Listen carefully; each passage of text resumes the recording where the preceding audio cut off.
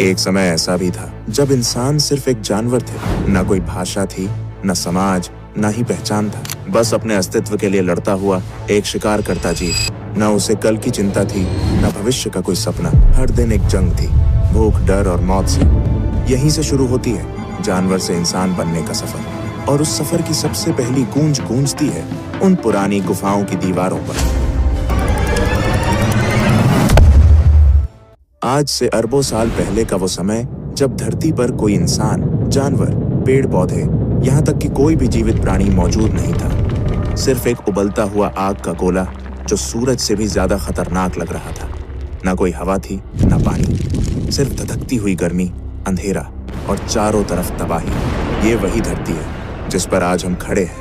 लेकिन तब इसका वातावरण इतना विषैला और गर्म था कि जीवन का कोई सवाल ही नहीं उठता था। धीरे धीरे लाखों साल बीत गए। धरती ठंडी होने लगी, ज्वालामुखी शांत होने लगे और धरती का पहला समुद्र बना। इन समुद्र में विभिन्न रासायनिक पदार्थ एक दूसरे के संपर्क में आने लगे और एक अद्भुत प्रक्रिया की शुरुआत हुई, जीवन की प्रक्रिया। पहल सूक्ष्म जीव बने जिन्हें हम प्रोकैरियोटिक कोशिकाएं कहते हैं। ये इतने छोटे थे कि उन्हें देखने के लिए माइक्रोस्कोप की भी जरूरत पड़ती। ये प्राणी ही जीवन की पहली कड़ी थे। कोई हाथ पैर नहीं, कोई दिमाग नहीं, बस एक सरल कोशिका जो जीवन के पहिए को घुमा रही थी। धीरे धीरे प्रोकैरियोटिक जीवों ने खुद को विकसित किया और यूकैरियोटिक जीव अस्तित्व में आए। अब जीवन सिर्फ एक कोशिका तक सीमित नहीं था, बल्कि कई कोशिकाएं मिलकर एक शरीर का निर्माण करने लगी थी। फिर समय के साथ धरती का वातावरण बदलता गया। पृथ्वी में ऑक्सीजन की मात्रा बढ़ने लगी और समुद्र जीवों से भरने लगे। फिर आया एक ऐसा समय जिसने जीवन की दिशा ही बदल दी। इस दौरान हजारों नई प्रजातियां एक साथ विकसित हुईं। जटिल जीव जैसे मछलियां, कीड़े, जेलीफिश और कई अनोखे समुद्री जीवों का आगमन हुआ। रीढ़ वाले जीव पहली बार दिखने लगे। जीवन तेजी से विकसित होने लगा और फिर कुछ जीव पानी से बाहर निकलकर धरती पर भी अपने पैर जमाने लगे। कुछ मछलियां विकसित होकर उभयचर यानी एम्फिबियंस बन गईं, जिन्हें पहले पानी और फिर धीरे धीरे जमीन पर रहने की ताकत मिली। फिर आए सरीसृप यानी रेप्टाइल्स। ये वो जीव थे जिन्होंने धरती पर राज करने की शुरुआत की। इन सभी के बीच धीरे धीरे विकसित हुआ एक ऐसा समूह जिसने आगे चलकर पृथ्वी के सबसे बड़े साम्राज्य को जन्म दिया, डायनासोर। धरती का सबसे दिलचस्प दौर जब डायनासोर पूरी पृथ्वी में राज करते थे, जो लगभग 23 करोड़ साल पहले शुरू हुआ था। डायनासोरों की दुनिया सिर्फ एक जैसे विशाल जीवों की नहीं थी, बल्कि ये एक पूरी जैव विविधता से भरी दुनिया थी, जिसमें हर प्रकार का डायनासोर अपनी एक अलग पहचान और भूमिका निभाता था। कुछ डायनासोर शुद्ध रूप से शाकाहारी थे, जैसे ब्रैकियोसोरस, जो अपनी लंबी गर्दन से आसमान छूते पेड़ों की ऊंचाई तक पहुंच जाते और वहां के पत्तों को आराम से चबाते थे। इनके विशाल शरीर और शांत स्वभाव के बावजूद इनके चारों ओर हमेशा सतर्कता बनी रहती थी, क्योंकि शिकारी हर कोने में छिपे होते थे।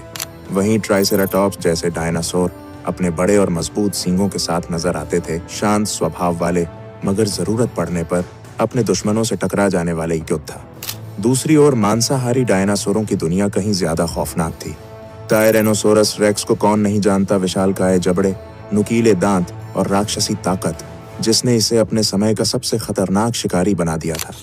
पर इससे कम खतरनाक नहीं थे वेलोसिरैप्टर्स, जो आकार में भले ही छोटे थे, मगर चालाकी, तेजी और टीम वर्क से अपने शिकार को चौंका देते थे। लेकिन डायनासोरों की कहानी सिर्फ धरती तक सीमित नहीं थी। कुछ ने आसमान में उड़ान भरी, जैसे प्टेरोडैक्टाइल्स और क्वेट्ज़लकोअट्लस, जिनके पंख इतने विशाल थे कि लगता था जैसे पूरा आकाश ही उनके कब्जे में हो। ये उड़ने वाले डायनासोर शिकार करने के लिए या लंबी दूरी तय करने के लिए आसमान में इधर उधर मंडराते रहते थे। और वहीं जब नजरें समंदर की गहराइयों में जाती हैं, तो वहां भी डायनासोरों जैसा जीवन मौजूद था। मोसासोरस जैसे समुद्री शिकारी अपनी ताकतवर पूंछ और जबड़ों से पूरे समुद्री जीव जगत पर राज करते थे, जबकि प्लीसियोसोरस अपनी लंबी गर्दन और तेज तैराकी के साथ गहराइयों में शिकार की तलाश में निकलते थे। यानी डायनासोरों का युग धरती, आकाश और समुद्र तीनों में फैला हुआ था और हर जगह वे अपनी अपनी दुनिया के बादशाह थे। डायनासोरों का साम्राज्य करीब 18 करोड़ साल तक चलता रहा, लेकिन फिर करीब 6.5 करोड़ साल पहले धरती पर एक विनाशकारी घटना घटी। एक विशाल उल्कापिंड मेक्सिको के युकाटन प्रायद्वीप से टकराया। इस टक्कर की ताकत इतनी जबरदस्त थी कि उसने आसमान में धूल और राख का अंधेरा फैला दिया। सूरज की रोशनी धरती तक पहुंचनी बंद हो गई, तापमान गिरने लगा और सबसे पहले असर पड़ा पेड़ पौधों पर। जंगल धीरे धीरे सूखने लगे। जब पेड़ पौधे नहीं बचे तो शाकाहारी जीव भूख से मरने लगे, और जब शाकाहारी खत्म हुए तो मांसाहारी भी ज्यादा दिनों तक टिक नहीं पाए। धीरे धीरे बड़े जीवों की प्रजातियां एक एक कर खत्म होने लगीं। ऐसा लगा जैसे पूरी धरती की जीवन का कड़ी टूट रही है। और यहीं पर खत्म हो गया डायनासोरों का करोड़ों साल पुराना साम्राज्य। मगर इस तबाही के बीच धरती एक नई शुरुआत की तैयारी कर रही थी। एक नई सभ्यता, नए जीव और अंततः इंसानों का युग शुरू होने वाला था। डायनासोरों के विनाश के बाद धरती पर एक नया अध्याय शुरू हुआ। करोड़ों सालों तक दबे, छिपे और भय में जीने वाले छोटे छोटे स्तनधारी जीव अब मुक्त थे। पहले ये जीव पेड़ों की झाड़ियों में, जमीन के नीचे बिलों में या चट्टानों की दरारों में छिपकर रहते थे, क्योंकि धरती पर डायनासोरों का राज था और उनका किसी भी समय शिकार हो जाना तय था। मगर अब वह डर मिट चुका था। वातावरण धीरे धीरे स्थिर हो रहा था और जीवन को फिर से फैलने का मौका मिल रहा था। इन स्तनधारियों की खासियत थी कि इनके शरीर पर फर था, जिससे ये तापमान के बदलते हालात में खुद को बचा सकते थे। ये अपने बच्चों को जन्म देकर दूध पिलाते थे, जिससे उनकी संतानों की जीवन दर अधिक थी। जैसे जैसे समय बीतता गया, इन स्तनधारियों ने अपने पर्यावरण के हिसाब से खुद को ढालना शुरू किया। कुछ ने पेड़ों पर रहना जारी रखा, जहां उन्हें फल, पत्तियां और सुरक्षा मिलती थी। वहीं कुछ जमीन पर उतर आए और उन्होंने नई चुनौतियों का सामना करना सीखा। खुला आकाश, खुले शिकारी और बदलता मौसम। डायनासोरों के बाद धरती स्तनधारी जीवों से भर गई थी, लेकिन उनमें से कुछ खास प्रजातियां धीरे धीरे एक नए मुकाम की ओर बढ़ रही थी। ये थे प्राइमेट्स, यानी वो जीव जो आज के इंसानों के सबसे नजदीकी पूर्वज माने जाते हैं। यही जीव आगे चलकर इंसानों के पूर्वज बनने वाले थे। इन प्राइमेट्स का विकास काफी रोचक था। उन्होंने पेड़ों पर चढ़ना, शाखाओं पर छलांग लगाना और तेजी से भागना सीखा। धीरे धीरे उनके अंगों में बदलाव आने लगा। उनकी उंगलियां लचीली होने लगीं ताकि वे शाखाओं को मजबूती से पकड़ सकें। उनके हाथ अब सिर्फ पकड़ने के लिए नहीं, बल्कि चीजों को घुमा फिराकर समझने और उपयोग करने के लिए बनने लगे। सबसे महत्वपूर्ण बदलावों में से एक था आंखों की स्थिति। अब उनकी आंखें सिर के सामने की ओर आ गईं, जिससे उन्हें गहराई और दूरी का बेहतर अनुमान होने लगा। यह बदलाव उन्हें पेड़ों पर छलांग लगाने और शिकारियों से बचने में बेहद मददगार साबित हुआ। समय के साथ प्राइमेट्स का दिमाग भी विकसित होने लगा। वे अब छोटे समूहों में रहने लगे, मिलजुल कर भोजन ढूंढते और एक दूसरे को खतरे से सावधान करते। सामाजिक जीवन की शुरुआत यहीं से हुई। समूहों में रहना और एक दूसरे से संकेतों के जरिए संवाद करना।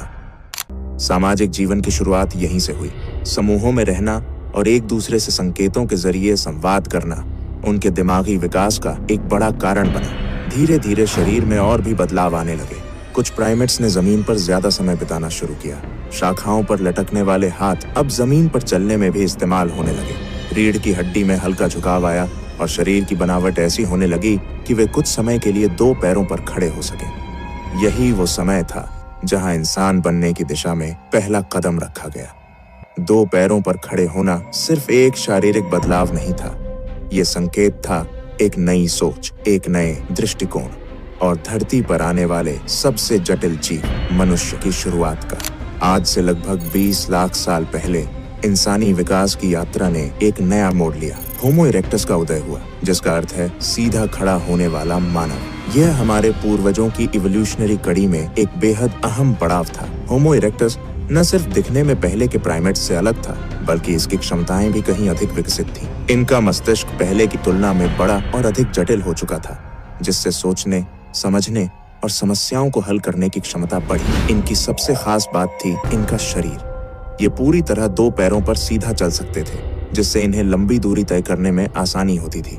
होमो इरेक्टस ने न सिर्फ चलना सीखा, बल्कि अपने हाथों का इस्तेमाल औजार बनाने के लिए करना शुरू कर दिया। पत्थर को तराश कर हथियार बनाना, लकड़ियों से साधारण उपकरण तैयार करना, ये सब उनके जीवन का हिस्सा बन गया था।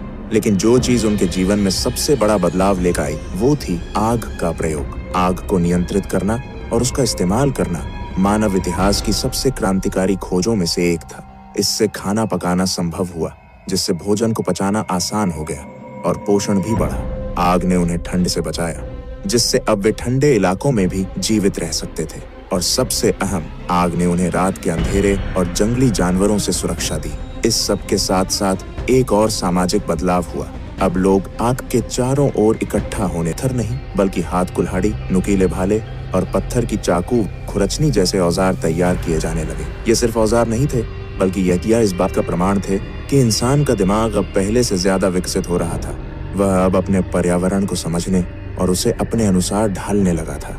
समूह में रहने के अपने फायदे थे। भोजन मिल बांट कर खाया जाता, बच्चों की देखभाल पूरी टीम मिलकर करती और बीमार या बूढ़े सदस्यों की जिम्मेदारी भी सब मिलकर उठाते। यह सामूहिक जीवन इंसानी समाज की नींव बन गया। अब इंसान गुफाओं में रहने लगा था। अंदर आग जलाकर रात बिताना, ठंड से बचना और सुरक्षा महसूस करना, ये गुफाएं इंसानों के पहले घर बन चुकी थीं। लेकिन गुफाएं सिर्फ ठिकाना नहीं थीं, ये अब पहली कला की जन्मभूमि बनने वाली थीं। दुनिया भर की पुरानी गुफाओं में आज भी ऐसे चित्र मिलते हैं जिनमें हिरन, भैंसे, हाथी और इंसानों की आकृतियां उकेरी गई हैं। इन चित्रों ने इतिहास को एक नया आयाम दिया, क्योंकि अब इंसान केवल जी नहीं रहा था, वो सोचने, महसूस करने और अपनी भावनाओं को व्यक्त करने लगा था। ये पहली बार था जब मानव ने अपने विचारों को दीवारों पर उकेरना शुरू किया और यहीं से कला, संस्कृति और आगे चलकर पूरी सभ्यता की शुरुआत हुई। अब हम उस निर्णायक मोड़ पर आ पहुंचे हैं जहां होमो सेपियंस सिर्फ शिकार करने वाले जीव नहीं रह गए थे, अब वे धीरे धीरे इंसान बन रहे थे। एक ऐसा जीव जो सिर्फ जीने के लिए नहीं, बल्कि महसूस करने, बोलने और समझने के लिए भी जीवित था। भाषा कोई एक दिन में नहीं बनी, यह भी लाखों सालों में धीरे धीरे विकसित हुई। शुरुआत हुई इशारों से, हाथों, आंखों और चेहरे के हाव भाव से। अगर आपको ये इंसानी विकास की कहानी पसंद आई हो तो इसे दूसरों तक जरूर पहुंचाइए, क्योंकि जब तक हम अपने अतीत को नहीं जानेंगे तब तक अपने भविष्य की उड़ान को सही मायनों में नहीं समझ पाएंगे। क्योंकि जब तक हम अपनी जड़ें नहीं जानेंगे, हम अपने पंखों की कद्र नहीं कर पाएंगे। तो वीडियो को लाइक करें, चैनल को सब्सक्राइब करके हमारे साथ जुड़े और कमेंट में बताइए आपका क्या मानना है।